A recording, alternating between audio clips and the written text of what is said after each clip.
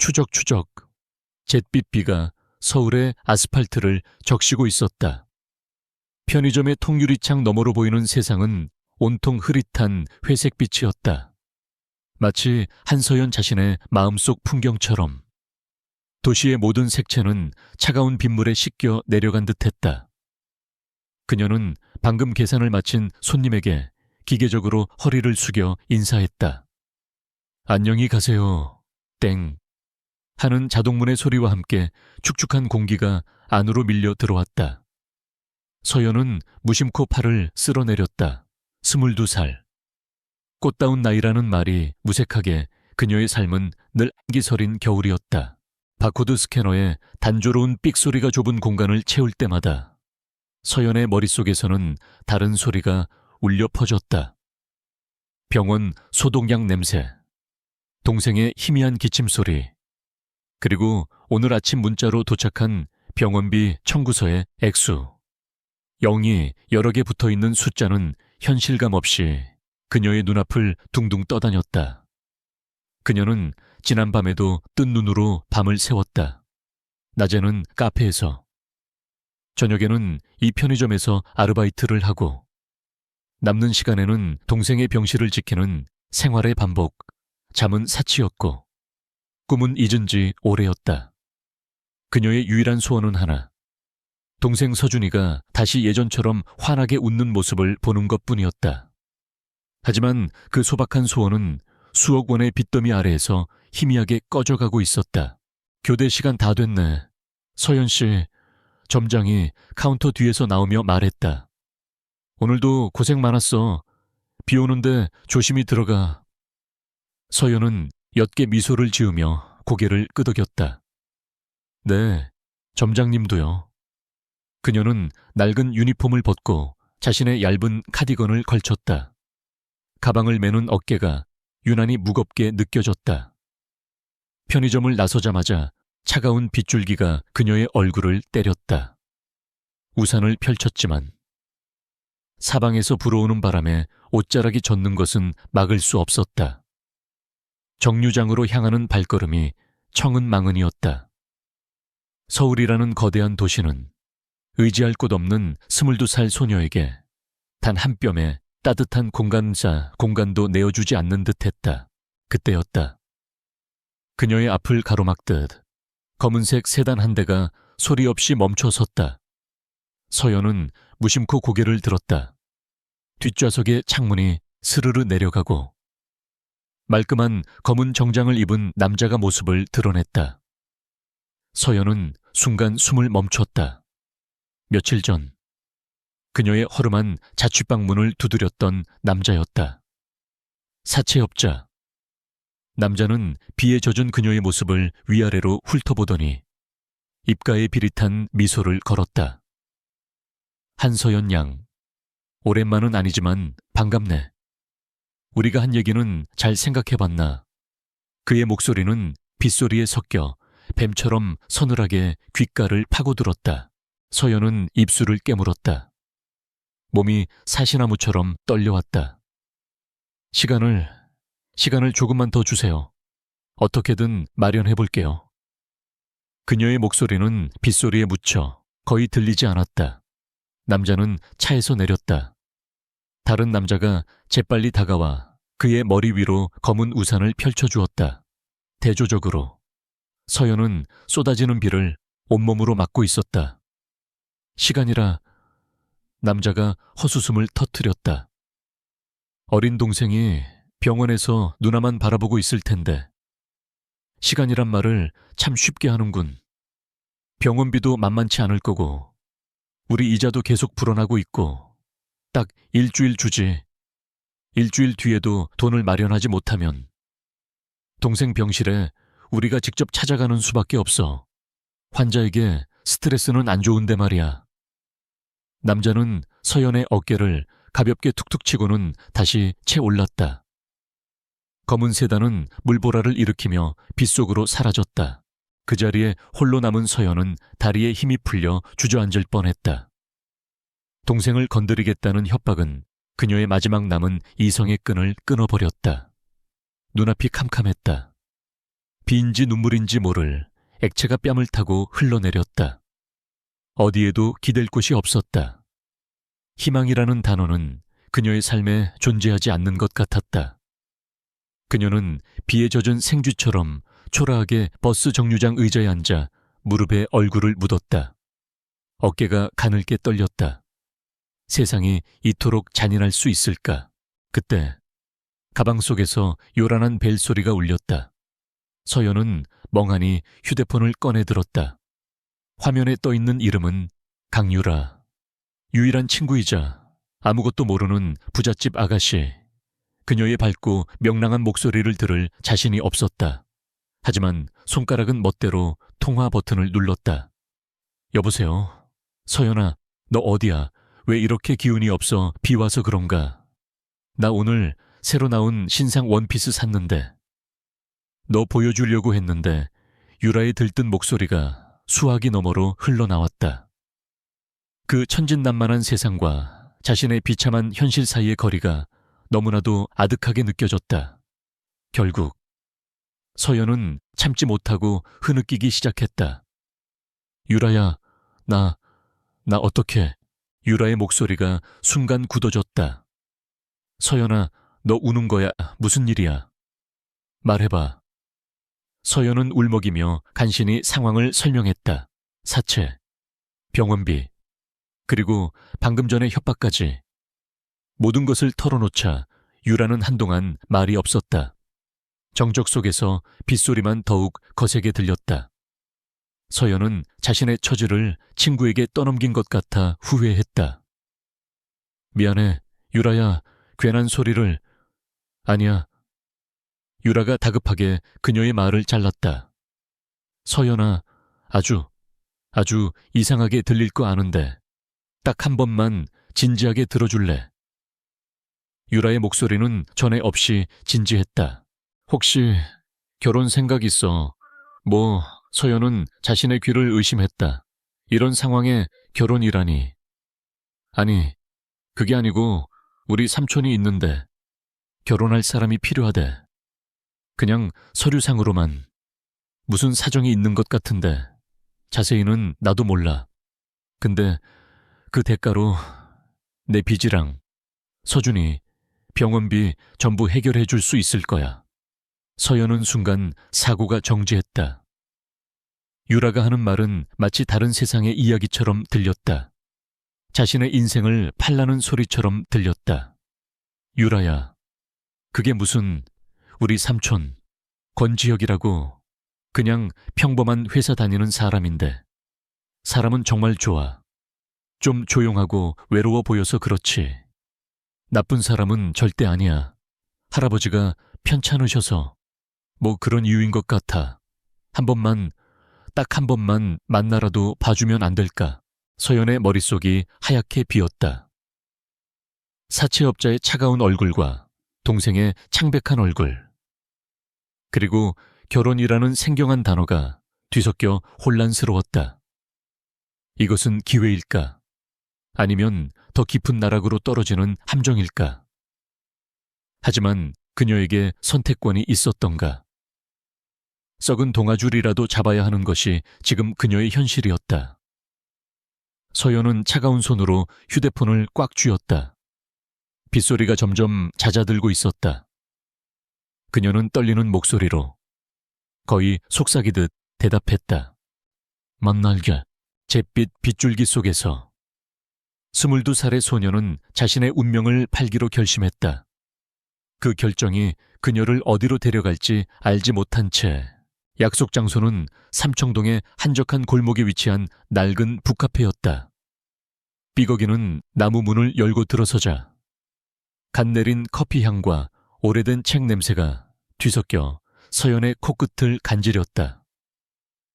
카페 내부는 어두운 조명 아래 고요함이 내려앉아 있었다. 세상의 모든 소음과 분주함이 이 문 밖에서 멈춰버린 듯 했다. 서연은 불안하게 주위를 두리번거렸다. 심장이 발밑까지 내려앉는 기분이었다. 자신의 인생을 담보로 한 거래를 하러 온 사람치고 그녀의 행색은 너무나도 초라했다. 낡아서 뒤축이 살짝 다른 단화, 몇 번을 빨아새기 바랜 면바지. 그녀는 자신도 모르게 옷자락을 꽉 움켜쥐었다. 한서연 씨 되십니까? 나지막하고 부드러운 목소리에 서연은 화들짝 놀라 고개를 들었다. 창가 가장 안쪽 자리에 한 남자가 앉아 있었다. 남자는 자리에서 일어나 가볍게 목례를 했다.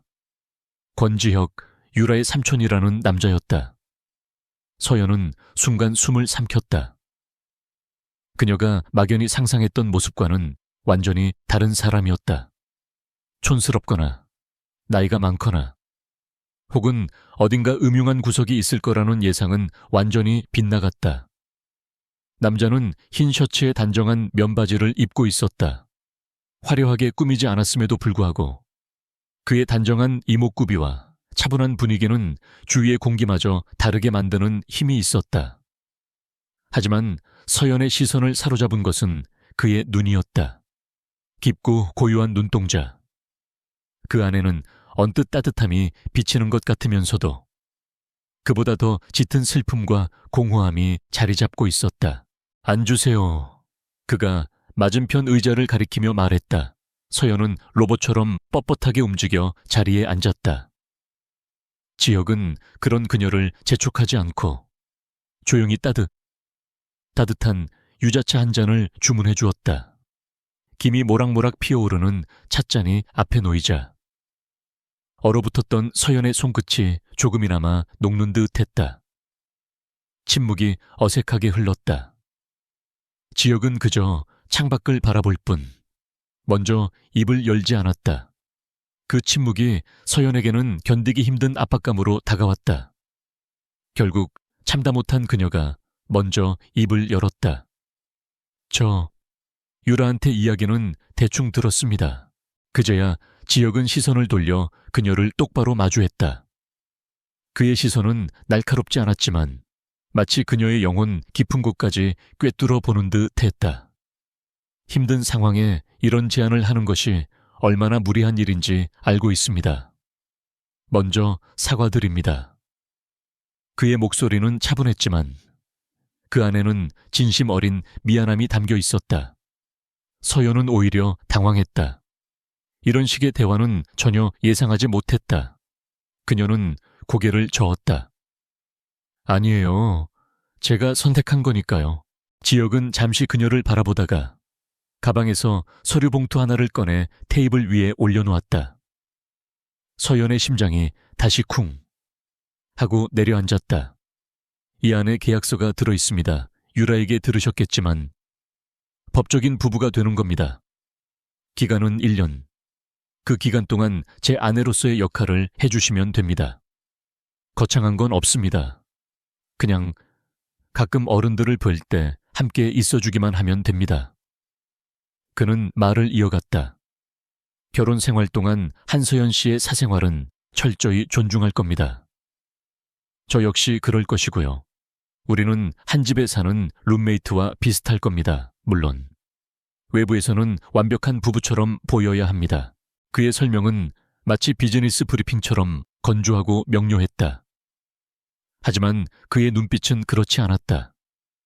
그의 눈에는 서연을 향한 일말의 연민과 복잡한 감정이 스치고 있었다. 그는 서연의 낡은 신발과 불안감에 잘게 떨리는 손가락과 그럼에도 불구하고 절망 속에서 빛을 잃지 않으려는 그녀의 고든 눈빛을 놓치지 않고 보고 있었다. 이 아이는 다르다. 지혁은 속으로 생각했다. 돈 때문에 자신을 배신했던 지난 연인의 탐욕스러운 눈빛과는 근본적으로 달랐다. 그녀의 눈에는 오직 동생을 살리려는 절박함과 순수함만이 담겨 있었다. 그 순수함이 오랫동안 닫혀있던 그의 마음 한구석을 작게 흔들었다. 계약의 대가로 서연 씨 동생의 병원비 전액과 사채를 모두 해결해드리겠습니다. 그리고 매달 생활비도 지급할 거고요. 그는 봉투를 그녀 쪽으로 밀었다. 강요하지 않겠습니다.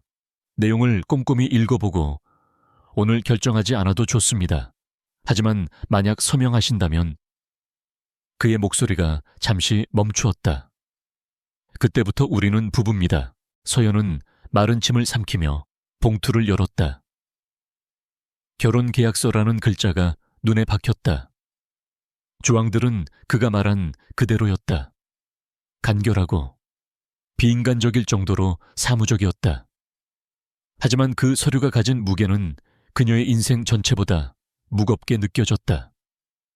그녀가 이 펜을 드는 순간 그녀의 이름 앞에는 권지혁의 아내라는 수식어가 붙게 된다. 그녀의 일년은 이 남자의 것이 된다. 하지만 그 대가로 동생 서준이가 살 수 있다. 그녀의 머릿속에서 두 개의 저울이 팽팽하게 맞섰다. 자신의 삶과 동생의 삶, 답은 처음부터 정해져 있었다. 그녀는 더 이상 망설이지 않았다. 가방에서 작은 펜을 꺼내 들었다.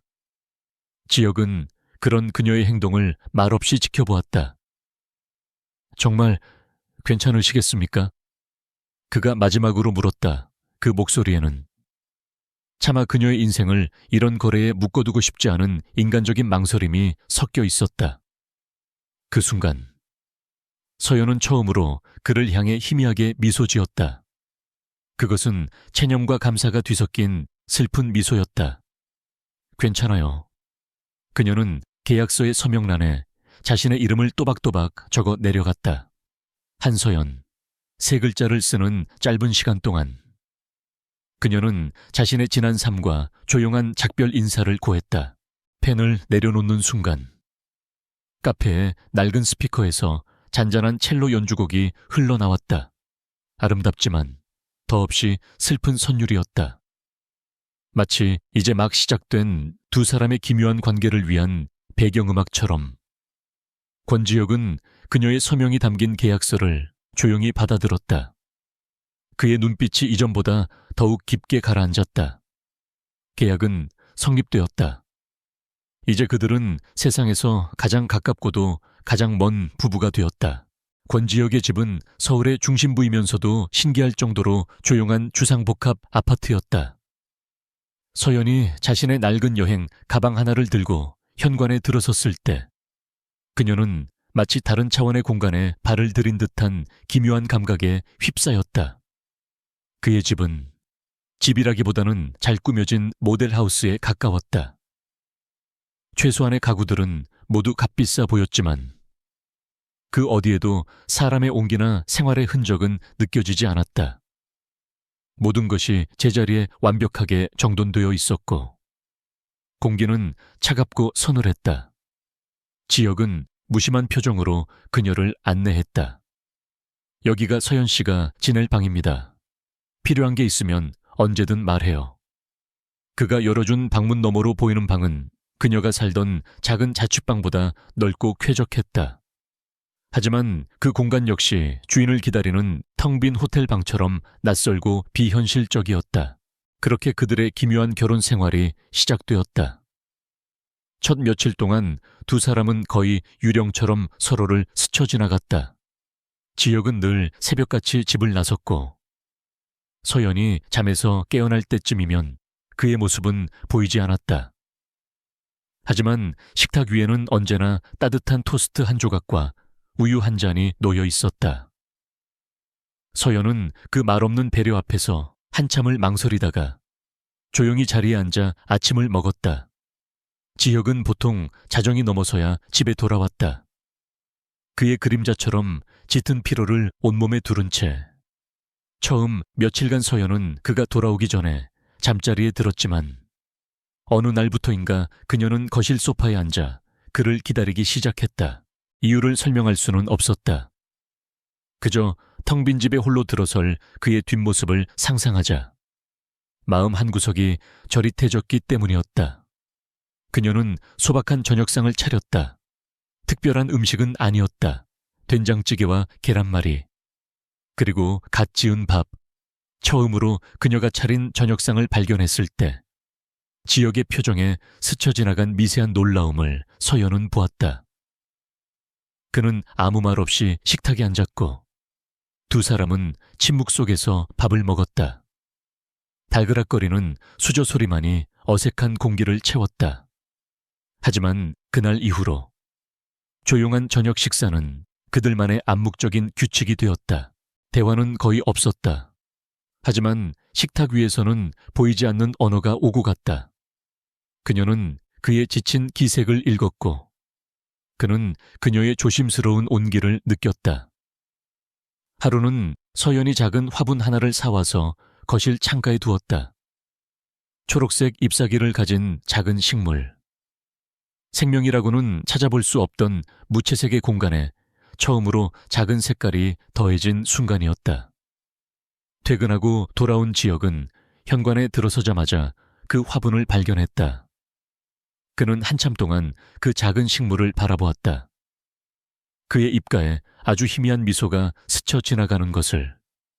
주방에서 그를 지켜보던 서연은 놓치지 않았다. 그 미소 하나에 그녀는 왠지 모르게 가슴이 따뜻해지는 것을 느꼈다. 그들의 관계에 결정적인 균열을 만든 것은 어느 늦은 밤이었다. 그날따라 서연은 잠을 이룰 수 없었다. 뒤척이다가 조용히 방문을 열고 밖으로 나왔다. 거실은 어두웠지만 오디오에 희미한 불빛이 새어나오고 있었다. 그리고 고요한 아파트를 가득 채우는 것은 깊고 애절한 첼로 소리였다. 마치 누군가의 영혼이 우는 듯한 선율이었다. 소파에 한 남자의 실루엣이 보였다. 권지혁이었다. 그는 손에 위스키 잔을 든 채 어둠 속에 잠겨 음악을 듣고 있었다. 그의 옆모습은 평소에 단정하고 빈틈없는 모습이 아니었다. 희미한 불빛 아래 드러난 그의 얼굴에는 서연이 지금껏 본 적 없는 깊은 고독과 아픔이 새겨져 있었다. 그는 마치 세상에 홀로 버려진 아이처럼 보였다. 서연은 숨을 죽였다. 더 다가가지도, 그렇다고 방으로 돌아가지도 못하고 그 자리에 얼어붙었다. 그의 슬픔이 공기를 타고 전염되는 듯했다. 그녀는 그가 왜 그런 표정을 짓고 있는지 알지 못했다. 하지만 한 가지는 확실히 알 수 있었다. 저 남자는 지금 아주 많이 아파하고 있다는 것. 그녀는 그의 고독을 방해하고 싶지 않았다. 하지만 동시에 그를 저렇게 혼자 내버려 두고 싶지도 않았다. 한참을 망설이던 그녀는 소리 없이 부엌으로 향했다. 따뜻한 물을 끓여 향이 좋은 캐모마일 차를 탔다. 찻잔이 부딪히는 소리조차 내지 않으려 조심하며 그녀는 살금살금 그에게 다가갔다. 그리고 그가 앉은 소파 옆 작은 테이블 위에 찻잔을 가만히 내려놓았다. 지혁은 인기척을 느꼈는지 천천히 고개를 돌렸다. 어둠 속에서 두 사람의 시선이 마주쳤다. 서연은 아무 말도 하지 않았다.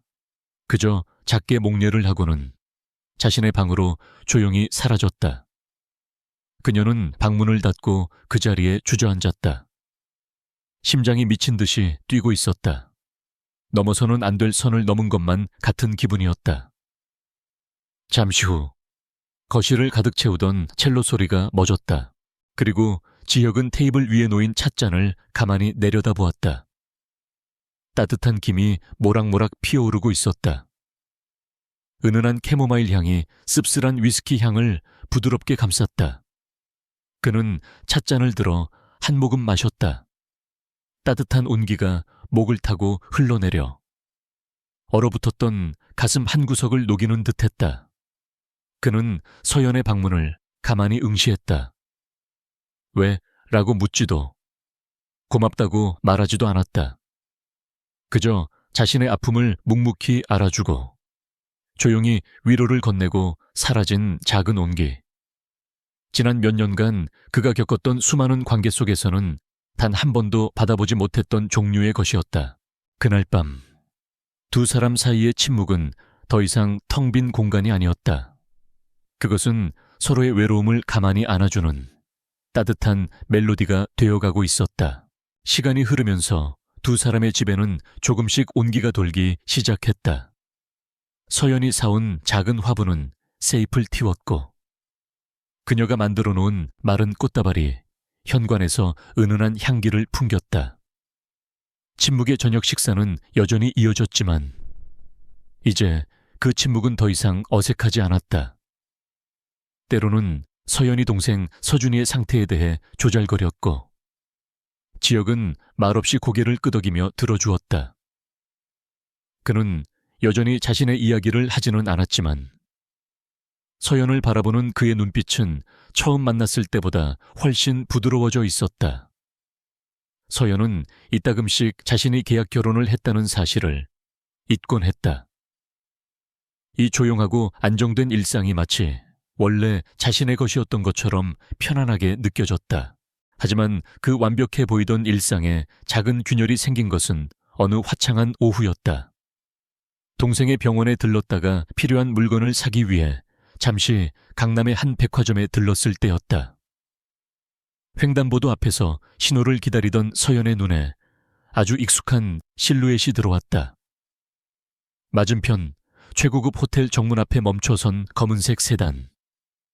그리고 그 차에서 내리는 사람은 다름 아닌 권지혁이었다. 서연은 눈을 비볐다. 잘못 본 것이라고 생각했다. 하지만 다시 보아도 분명 그였다. 그런데 무언가 이상했다. 그녀가 아는 권지혁이 아니었다. 평소에 단정하지만 평범한 회사원 복장이 아닌 몸에 완벽하게 맞는 최고급 맞춤 정장을 입은 그는 전혀 다른 사람처럼 보였다. 운전기사로 보이는 남자가 90도로 허리를 숙여 그에게 차문을 열어주었고 뒤이어내린 비서처럼 보이는 남자가 서류를 건네며 깍듯하게 무언가를 보고했다. 그의 표정은 냉철하고 위엄이 서려 있었다. 주변을 압도하는 카리스마. 그것은 그녀가 매일 저녁 식탁에서 마주하던 피곤하고 고독해 보이던 남자의 모습과는 완전히 다른 것이었다. 서연은 심장이 쿵 하고 내려앉는 것을 느꼈다. 저 사람은 누구지? 그녀가 아는 권지혁은 대체 어떤 사람이지? 그녀는 자신도 모르게 인파 속으로 몸을 숨겼다. 그날 밤 저녁 식사 시간은 다시 처음처럼 어색한 침묵으로 가득 찼다. 서연은 애써 아무렇지 않은 척했지만 밥알이 제대로 넘어가지 않았다. 그녀는 수저를 만지작거리며 몇 번이나 망설이다. 결국 용기를 내어 입을 열었다. 지혁씨, 오늘 혹시 강남 쪽에 오셨었어요? 그녀의 목소리가 미세하게 떨렸다. 지혁은 수저를 내려놓고 그녀를 바라보았다. 그의 표정에는 변화가 없었다. 아주 찰나의 순간. 그의 눈빛이 흔들린 것 같기도 했지만 서연은 확신할 수 없었다. 아, 네. 잠시 다녀왔습니다. 왜요? 제가 본 것 같아서요. 아주 좋은 차에서 내리시던데 지혁은 잠시 말이 없다가 이내 희미하게 웃으며 말했다. 아, 그거요. 우리 회사 대표님 차입니다. 가끔 제가 운전기사 겸 비서 노릇을 할 때가 있거든요. 중요한 분이라. 그의 대답은 너무나도 자연스럽고 그럴듯했다. 서연은 자신이 너무 예민하게 반응한 것 같아 얼굴이 붉어졌다. 아, 그러셨구나. 그녀는 안도했지만 마음 한구석에 남은 작은 찝찝함까지 완전히 사라지지는 않았다. 바로 그 순간 정적을 깨고 서연의 휴대폰이 날카롭게 울렸다. 병원에서 온 전화였다. 한서연 보호자님 되시죠? 지금 환자 상태가 갑자기 나빠져서요. 빨리 병원으로 와주셔야겠습니다. 수화기 너머로 들려오는 다급한 목소리에 서연의 세상이 무너져 내렸다. 내 서준이가 왜요? 그녀의 얼굴이 새하얗게 질렸다. 손에서 힘이 풀리면서 들고 있던 숟가락이 바닥에 떨어져 날카로운 소리를 냈다.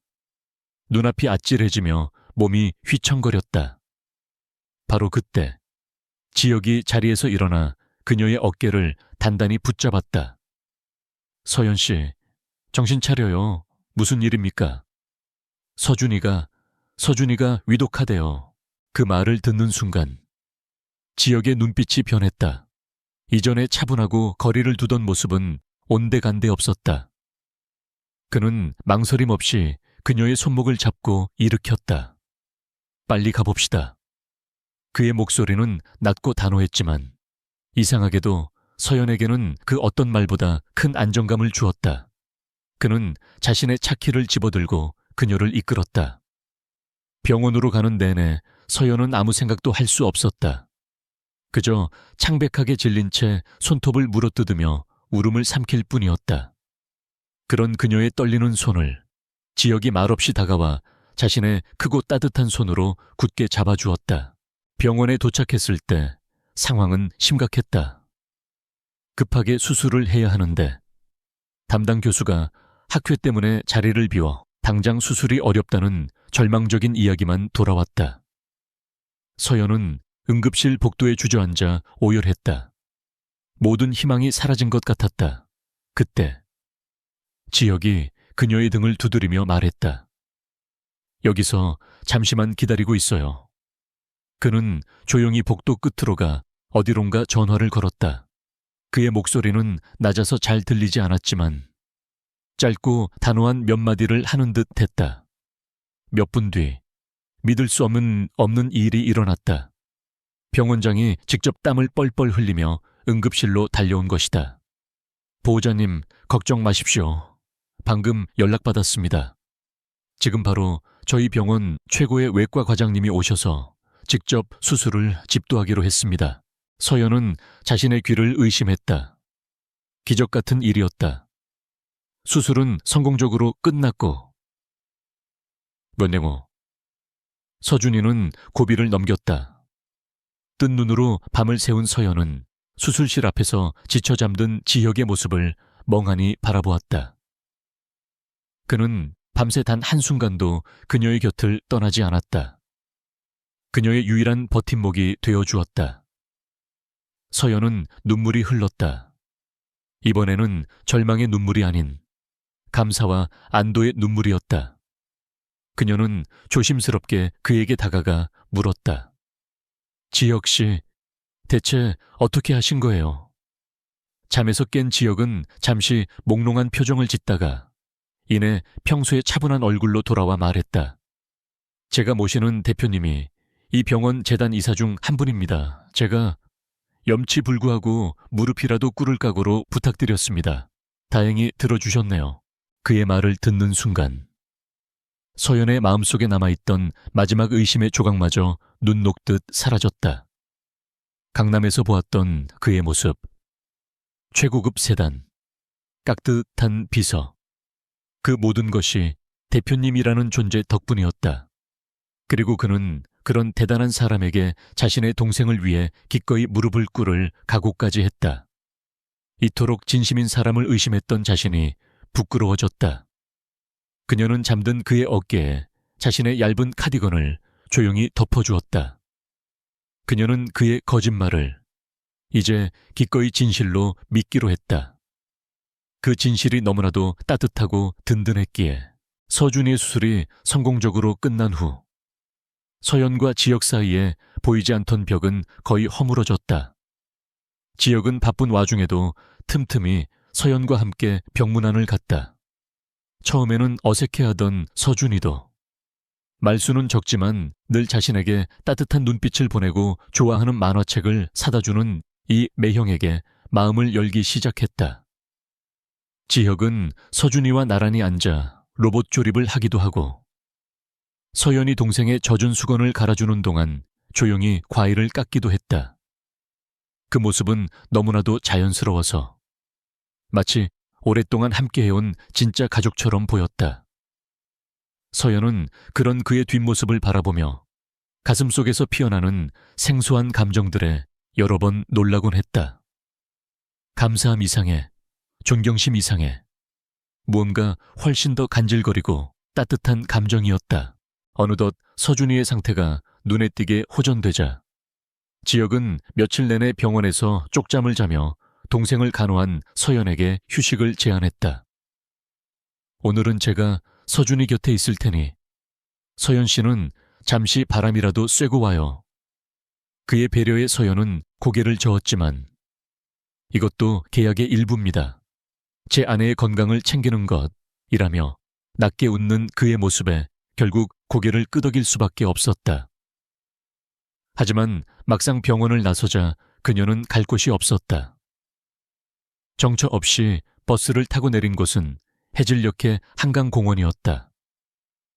강물 위로 부서지는 주황색 노을을 멍하니 바라보고 있을 때 그녀의 옆으로 익숙한 그림자가 다가왔다. 이런 곳에 혼자 있으면 위험합니다. 권지혁이었다. 서연은 놀라 눈을 동그랗게 떴다. 어떻게 여기에 서준이가 말해주더군요. 누나가 노을 보는 걸 좋아한다고. 그는 서연의 옆에 나란히 앉았다. 두 사람은 한동안 말없이 붉게 물들어가는 하늘을 바라보았다. 늘 무겁게만 느껴졌던 서울의 풍경이 오늘따라 비현실적으로 아름다웠다. 먼저 침묵을 깬 것은 지혁이었다. 그는 강 건너편의 기하학적인 모양의 빌딩을 가리키며 나지막이 말했다. 원래는 건축가가 되고 싶었습니다. 서연은 처음 듣는 그의 이야기에 조용히 귀를 기울였다. 사람들의 삶을 담는 공간을 만드는 일, 무에서 유를 창조하는. 세상에서 가장 매력적인 일이라고 생각했죠. 저 다리의 곡선이나 저 건물의 외벽이 어떤 재료로 만들어졌는지 같은 걸 밤새도록 공부하곤 했습니다. 그의 목소리에는 희미한 열정과 깊은 아쉬움이 묻어났다. 지금의 평범한 회사원이라는 모습과는 어울리지 않는 예술가의 영혼이 엿보이는 순간이었다.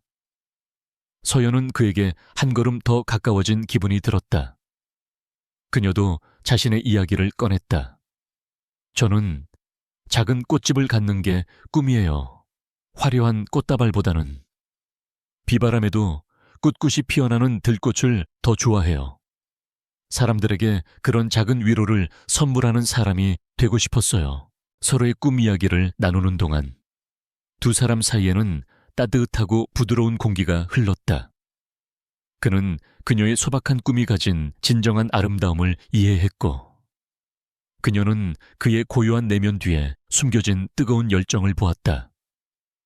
그들은 더 이상 채무자와 채권자도 계약으로 얽힌 가짜 부부도 아니었다. 그 순간만큼은 서로의 영혼을 들여다보고 깊이 공감하는 두 사람이었을 뿐이다. 어느새 해는 완전히 저물고 도시의 불빛들이 하나둘씩 강물 위로 쏟아져 내리기 시작했다. 마치 밤하늘의 은하수처럼 찬란한 빛의 강이 그들의 눈앞에 펼쳐졌다. 시간이 멈춘 것 같았다.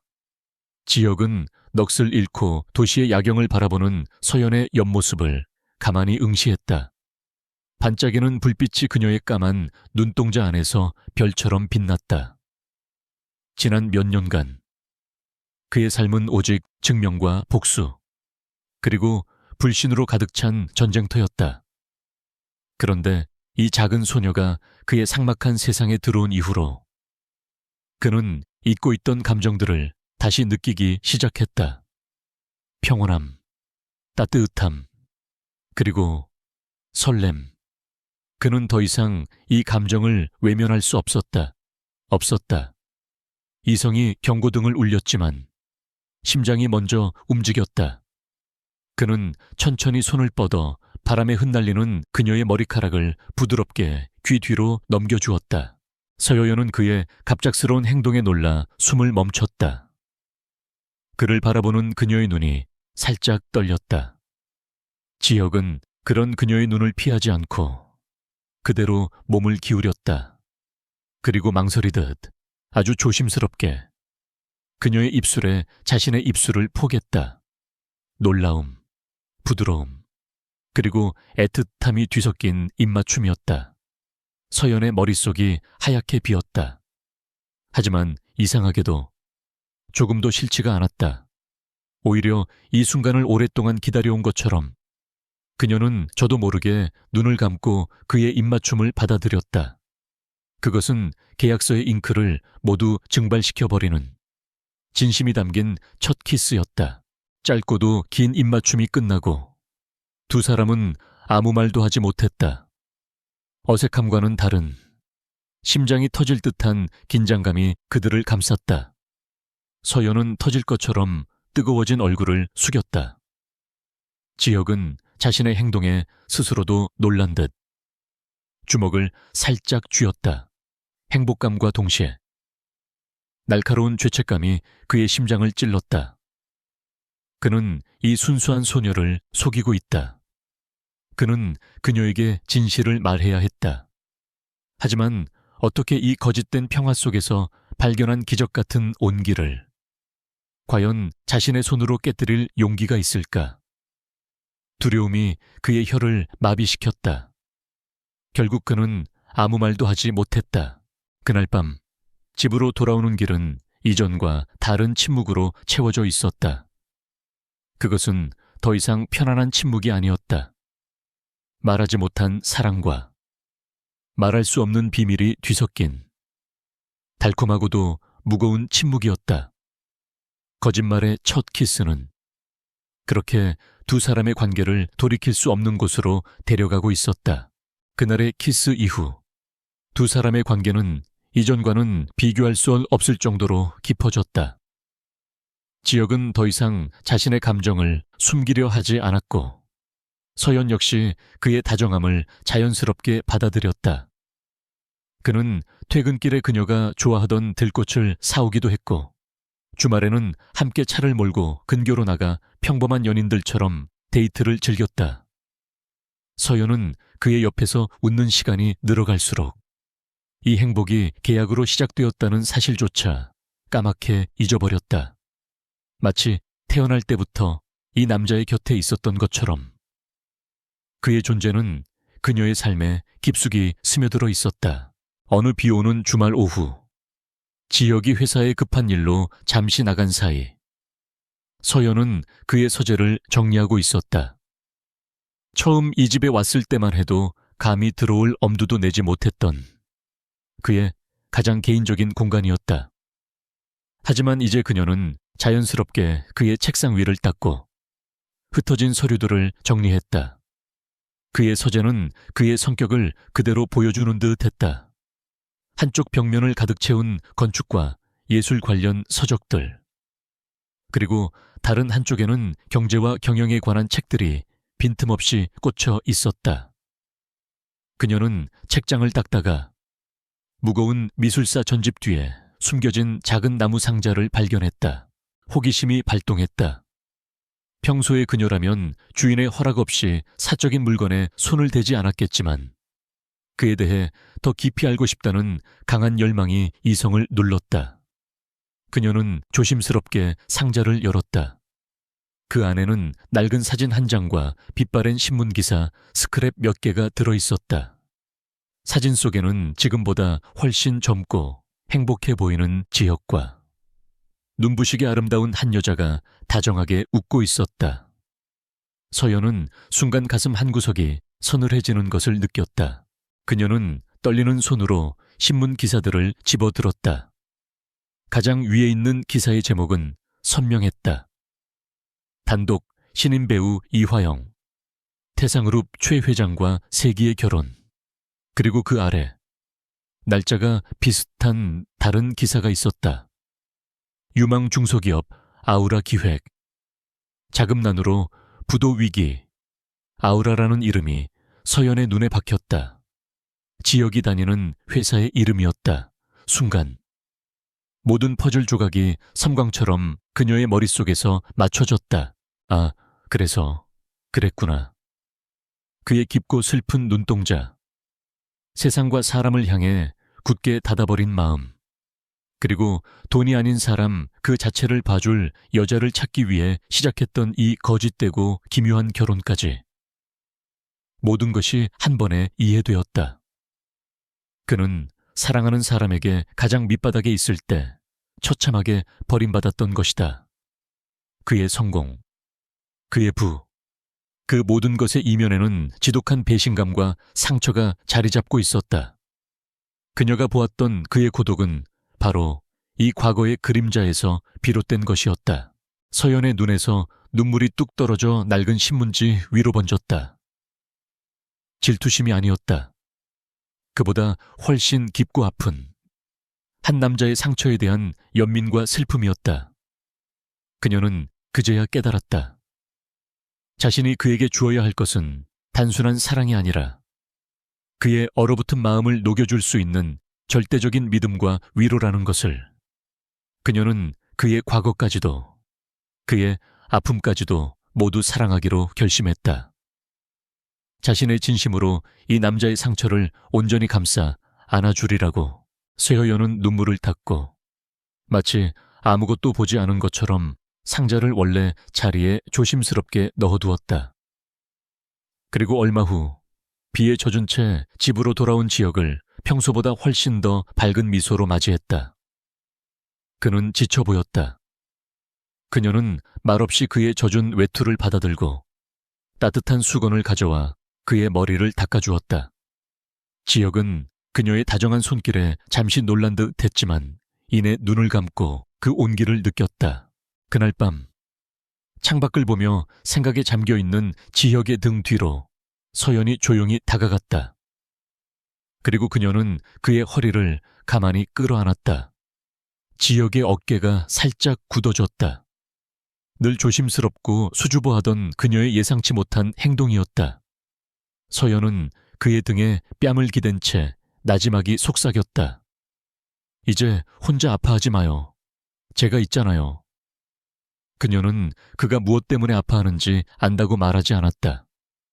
그저 그의 모든 고통을 이해한다는 듯 따뜻한 천으로 그의 외로움을 감쌌다. 지혁은 천천히 몸을 돌려 그녀를 마주보았다.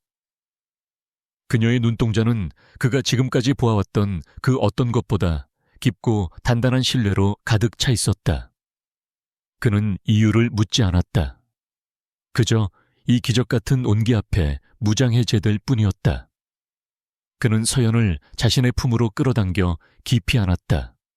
밖에서는 차가운 비가 내리고 있었지만 서로를 마주하는 두 사람의 공간만큼은 세상에서 가장 따뜻하고 안전했다.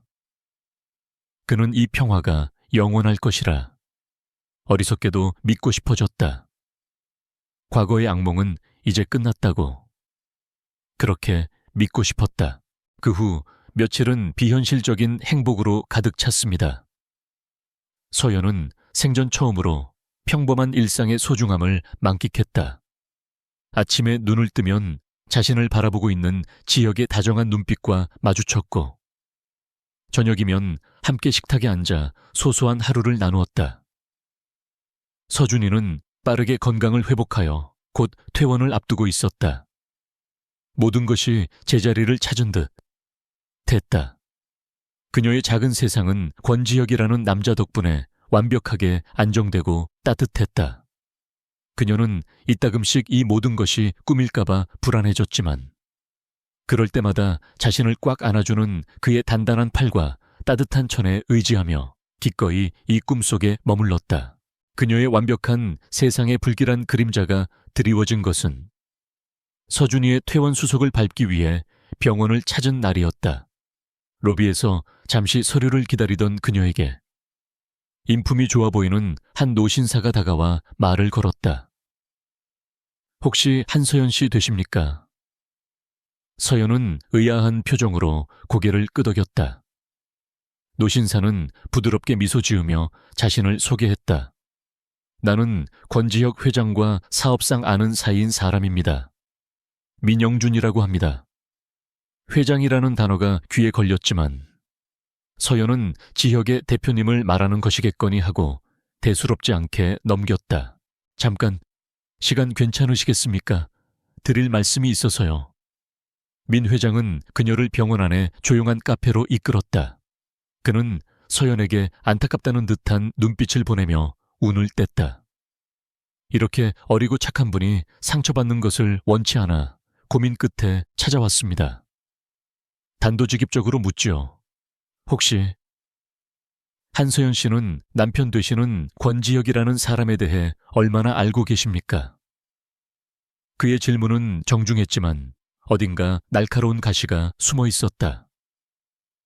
서연은 영문을 몰라 어리둥절한 표정을 지었다.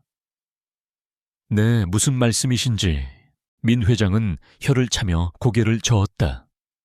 딱하게도 역시 아무것도 모르시는군요. 그는 서류 가방에서 여러 장의 사진과 서류 뭉치를 꺼내 테이블 위에 펼쳐놓았다. 권지혁 씨는 서연 씨가 아는 그런 평범한 회사원이 아닙니다. 서연의 심장이 철렁 내려앉았다. 사진 속에는 낯선 남자가 있었다.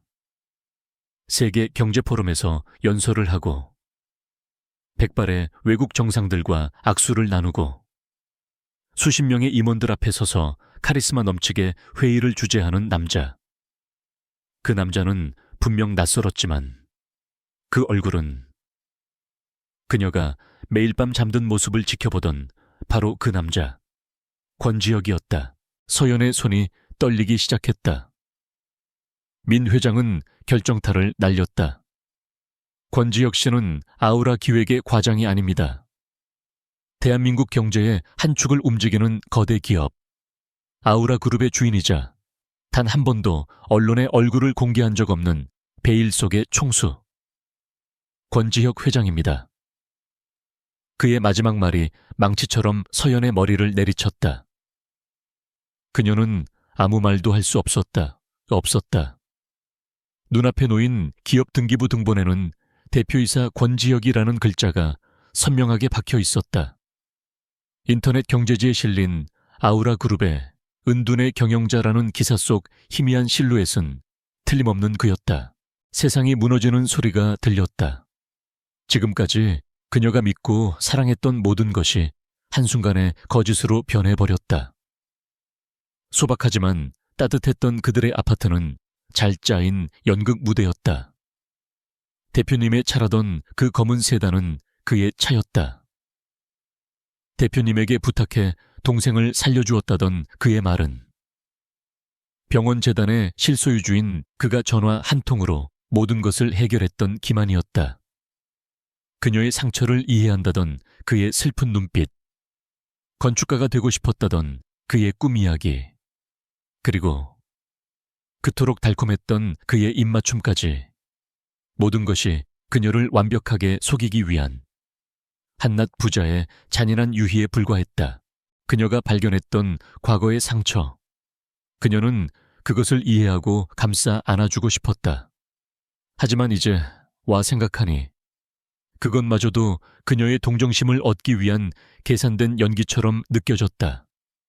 그는 처음부터 끝까지 그녀를 시험하고 관찰하고 아마도 등 뒤에서는 비웃고 있었을 것이다. 가난하지만 순진한 여자가 내 진심을 알아볼까 하는 오만한 실험. 그녀는 그 실험의 대상이 되어 기꺼이 그의 손바닥 위에서 춤을 췄던 세상에서 가장 어리석고 비참한 여자였다.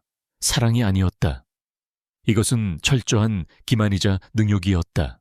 민 회장은 그녀의 새하얗게 질린 얼굴을 만족스럽게 바라보며 마지막 쐐기를 박았다. 이런 식으로 알게 해드려 유감입니다.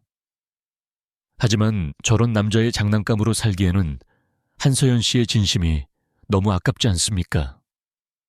그는 위로의 말을 건넸지만 그의 눈에는 서늘한 승리감만이 번뜩이고 있었다.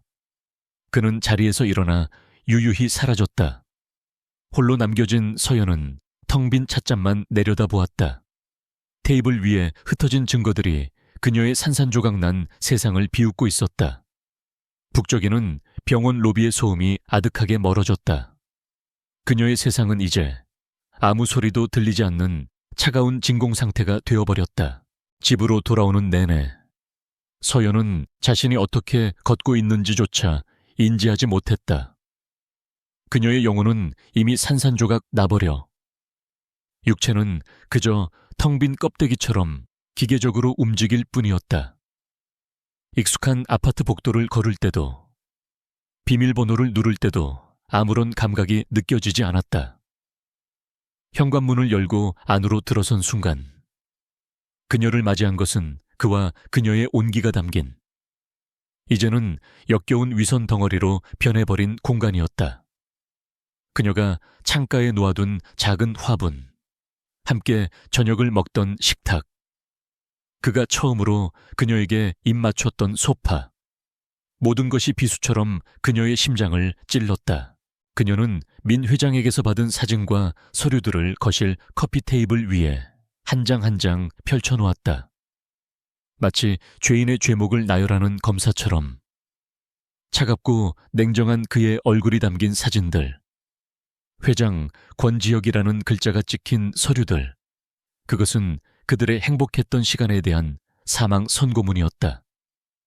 그녀는 소파에 힘없이 주저앉아 텅 빈 눈으로 그 증거들을 내려다보았다. 분노보다는 거대한 허무함이 그녀를 집어삼켰다. 얼마나 지났을까? 현관문 비밀번호 누르는 소리가 들리고 이내 문이 열렸다. 지혁이었다. 그의 손에는 서연이 좋아하는 작은 치즈케이크 상자가 들려 있었다. 서준이의 퇴원을 축하하기 위한 그의 작은 선물이었다. 서연 씨, 나 왔. 그는 거실의 싸늘한 공기와 테이블 앞에 망연자실하게 앉아있는 서연의 모습을 보고 말을 멈췄다. 그리고 그의 시선이 테이블 위에 흩어져 있는 서류들로 향했다. 순간 지혁의 얼굴에서 모든 핏기가 가셨다. 그가 가장 두려워했던, 그리고 언젠가는 마주해야만 했던 순간이 오고야 만 것이다. 이게 전부 당신이었군요. 서연이 먼저 입을 열었다. 그녀의 목소리는 유리 조각처럼 차갑고 날카로웠다. 아우라 그룹 회장님. 그녀는 회장님이라는 단어에 조롱과 경멸을 가득 담아 힘주어 말했다. 지혁은 들고 있던 케이크 상자를 힘없이 바닥에 떨어뜨렸다. 쿵 하는 소리가 두 사람의 관계가 무너져 내리는 소리처럼 들렸다. 서연 씨, 그는 필사적으로 변명할 말을 찾았지만 머릿속이 하얗게 비어버렸다. 정말 대단한 연기였어요. 동생 병원비를 빌미로 가난한 여자를 사서 당신의 무대에 세운 기분이 어땠어요? 내 순진한 반응 하나하나가 그렇게 재미있었나요? 그녀는 자리에서 일어났다. 그녀의 눈에서는 눈물 대신 불꽃이 타오르고 있었다. 당신을 동정했던 내가 한심해서 견딜 수가 없어요. 당신의 그 슬픈 눈빛, 그 상처받은 과거 이야기, 전부 다 나를 속이기 위한 레퍼토리였겠죠. 아니야, 지혁이 다급하게 외쳤다. 과거의 상처는 전부 사실이었어. 그래서 당신을 시험하고 싶었던 것도 맞아. 하지만 그건 시작일 뿐이었어. 당신을 만나고, 당신을 알아가면서 내 마음은, 내 모든 것은 진심이었어. 서연 씨. 그는 그녀에게 다가가려 했지만 서연은 경멸 어린 눈빛으로 그를 막아섰다. 진심 회장님의 진심이라는 건 그렇게 값싼 건가요? 사람을 철저히 기만하고 가지고 노는 게. 바로 그 순간 서연의 휴대폰에서 짧은 메시지 도착음이 울렸다. 발신인은 익명이었다.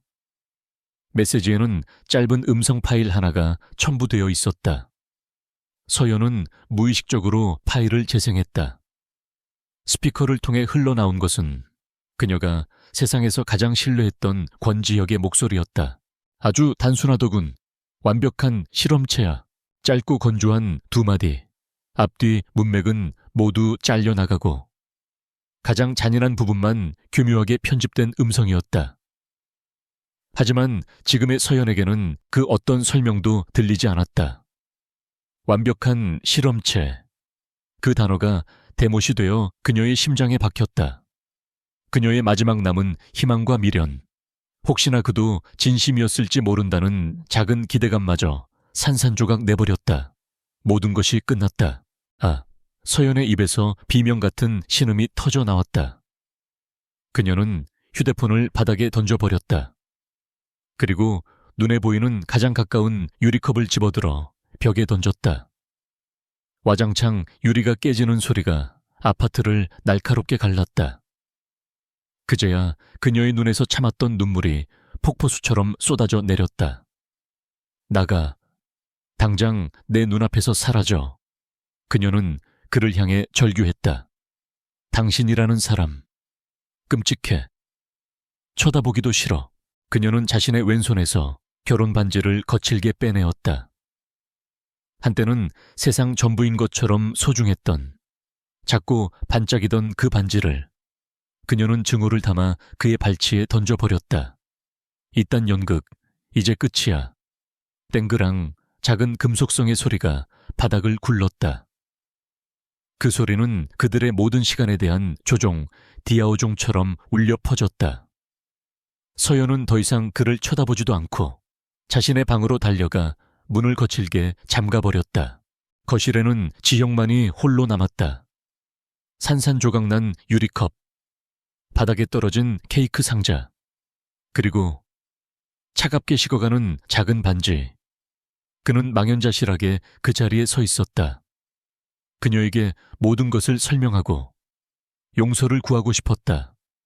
음성 파일은 조작된 것이라고, 제발 내 말을 믿어달라고 외치고 싶었다. 하지만 이미 닫혀버린 방문은, 닫혀버린 그녀의 마음은 그에게 어떤 기회도 주지 않았다. 그는 과거의 상처로부터 자신을 지키기 위해 쌓아 올린 성벽이 결국 자신이 가장 사랑하는 사람을 영원히 가두는 감옥이 되어버렸음을 깨달았다.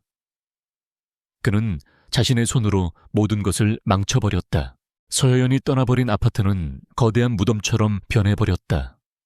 시간이 멈췄고 공기는 차갑게 굳었다.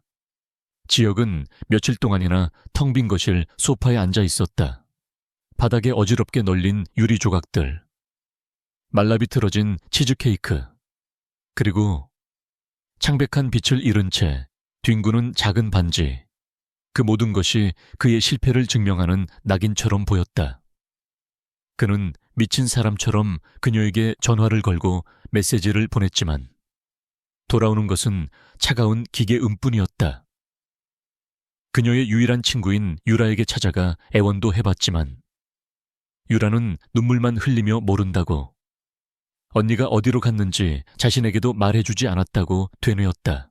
그녀가 사라지고 나서야 지혁은 민 회장이 보낸 음성 파일의 진실을 알게 되었다. 그의 비서가 가져온 원본 녹취 파일 속에서 그는 이렇게 말하고 있었다. 그 아이의 순수함은 아주 단순하더군. 요즘 세상에 찾아보기 힘든, 그래서 내 상처를 치유해줄 완벽한 실험체일지도 모른다고 생각했지. 하지만 틀렸어. 그녀는 내 구원이야. 민 회장은 가장 악의적인 부분만을 도려내 그의 심장에 칼을 꽂았던 것이다. 하지만 이제 와서 진실을 밝힌들 무슨 소용이 있을까? 그의 가장 큰 잘못은 신분을 속인 것이 아니었다. 그녀의 사랑을, 그녀의 진심을 끝까지 믿어주지 못했던 자신의 비겁함이었다. 후회는 날카로운 칼날이 되어 밤낮으로 그의 심장을 도려냈다. 그는 스스로 쌓아 올린 불신의 성에 갇혀 자신의 손으로 유일한 구원을 내쫓아버린 어리석은 왕이었다. 한편 서연은 며칠 동안 유라의 오피스텔에 숨어 지냈다. 그녀는 살아있는 송장과 같았다. 먹지도 자지도 울지도 않았다. 그저 멍하니 창밖을 바라보며 시간을 흘려보낼 뿐이었다. 유라는 그런 친구의 모습에 가슴이 찢어지는 것 같았지만 섣불리 위로의 말을 건넬 수도 없었다. 그녀는 자신의 삼촌이 저지른 일과 친구가 받은 상처 사이에서 어쩔 줄을 몰라 했다.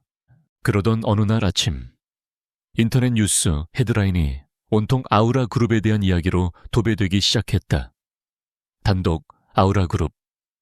미공개 정보를 이용한 주가 조작 및 비자금 조성 의혹 기사는 매우 구체적이고 악의적이었다. 민 회장이 흘린 정보였다. 아우라 그룹의 주가는 곤두박질치기 시작했고 세상은 순식간에 권지혁이라는 이름을 가진 은둔의 경영자를 파렴치한 범죄자로 몰아갔다. 유라는 하얗게 질린 얼굴로 서연에게 말했다. 서연아, 우리 삼촌, 이대로 무너질지도 몰라. 이건 명백한 함정이야. 서연은 아무런 표정 없이 뉴스 화면을 응시했다. 권지혁이라는 이름이 나올 때마다 죽은 줄 알았던 심장이 희미하게 저려왔다. 증오했다. 그를 증오하고 또 증오했다. 하지만 그가 저렇게 비참하게 무너지는 것을, 세상의 손가락질을 받으며 파멸하는 것을 참아 볼 수가 없었다. 그녀의 사랑은 상처받고 찢겨나갔지만 그와 함께했던 시간들마저 거짓이었다고는 믿고 싶지 않았다. 그녀의 머릿속에 언젠가 지혁이 무심코 뱉었던 한마디가 불현듯 스쳐 지나갔다. 서재에서 함께 차를 마시던 밤이었다. 그는 민 회장에 대해 이야기하며 이렇게 말했었다.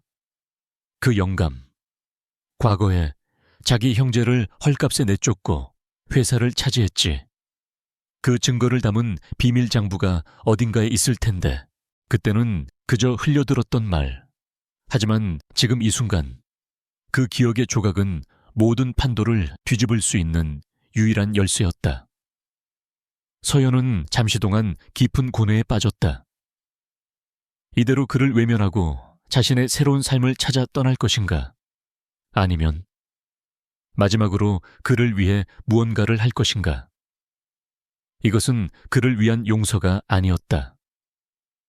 끔찍하게 얽혀버린 이 지독한 인연의 매듭을 자신의 손으로 끊어내기 위한 마지막 의식이자 희생이었다.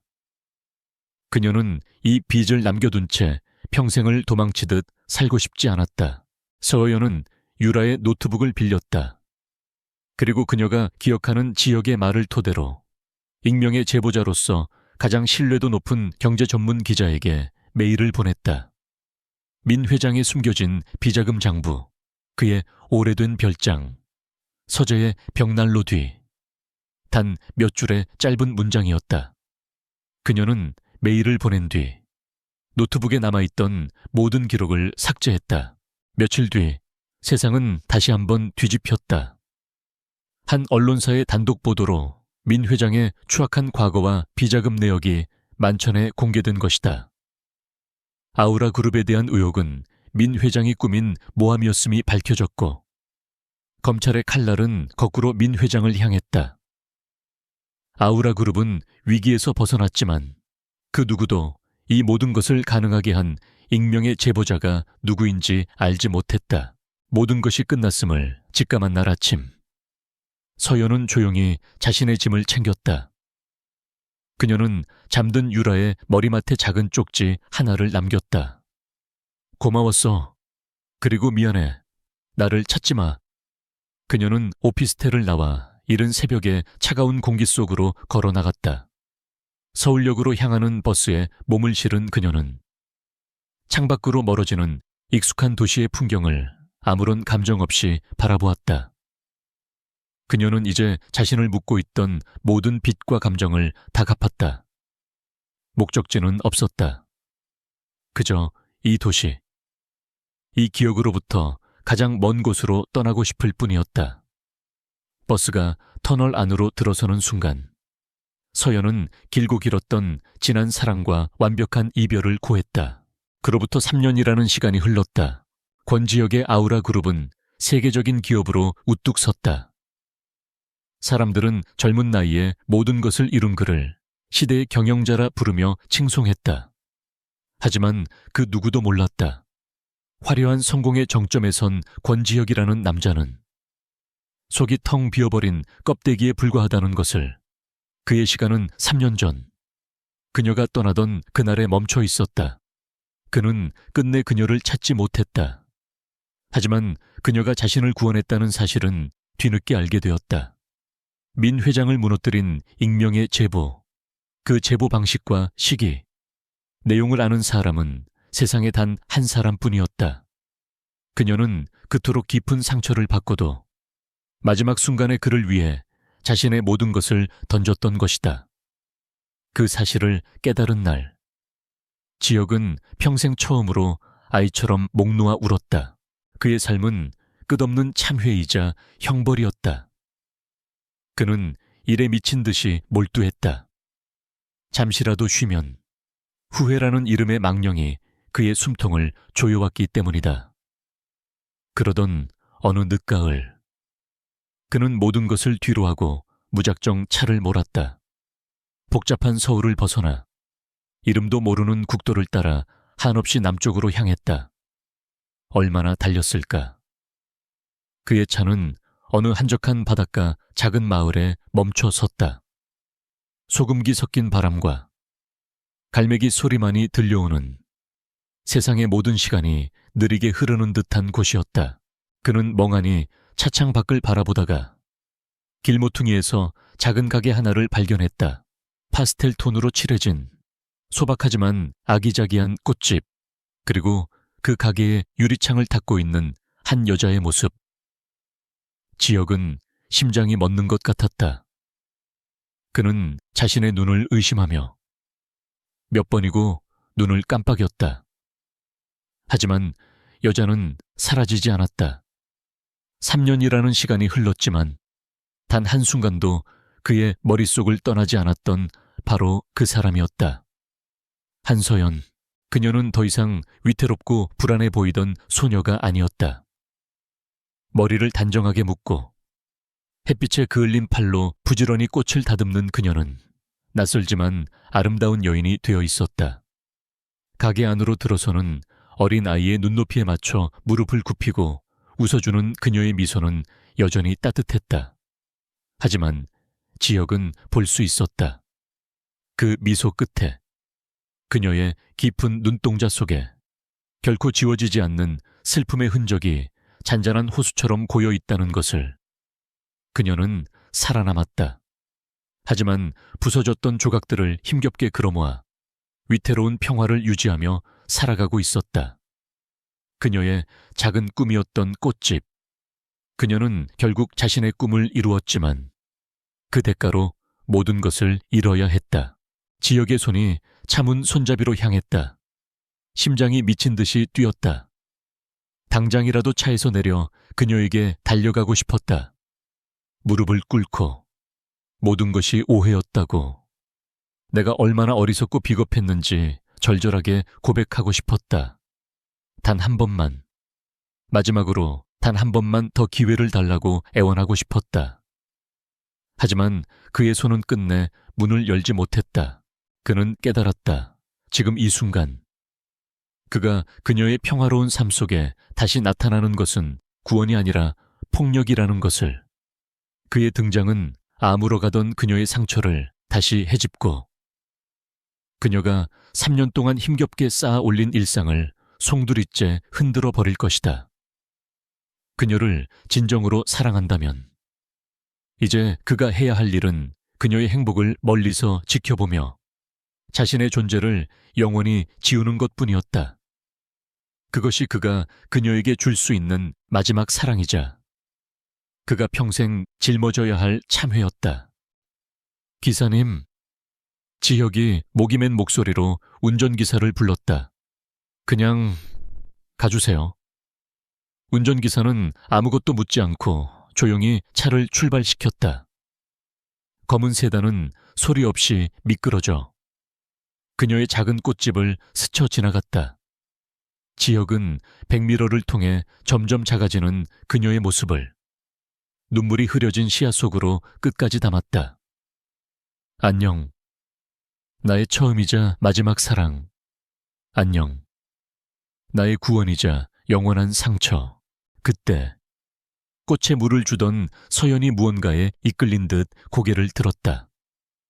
방금 전 가게 앞을 스쳐 지나간 검은 세단. 아주 찰나의 순간이었지만 뒷좌석 창문 너머로 보인 남자의 옆모습이 왠지 모르게 낯설지가 않았다. 가슴 한구석이 이유 없이 시큰했다. 그녀는 고개를 갸웃거리다가 이내 어깨를 으쓱하고는 다시 자신의 꽃들에게로 시선을 돌렸다. 그리고 마치 약속처럼 맑았던 하늘에서 잿빛비가 한두 방울씩 떨어지기 시작했다. 모든 것이 시작되었던 그날의 비처럼